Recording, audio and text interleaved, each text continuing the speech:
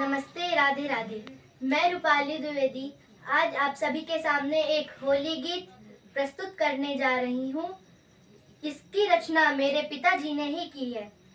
अगर आपको यह गीत थोड़ा भी अच्छा लगे तो हमारे इस वीडियो को लाइक, सब्सक्राइब तथा अधिक से अधिक कमेंट करें।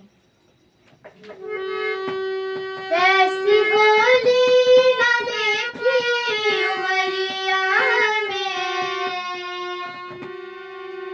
ऐसी होली न देखी उमरिया में, जैसे होती है गोकुल नगरिया में।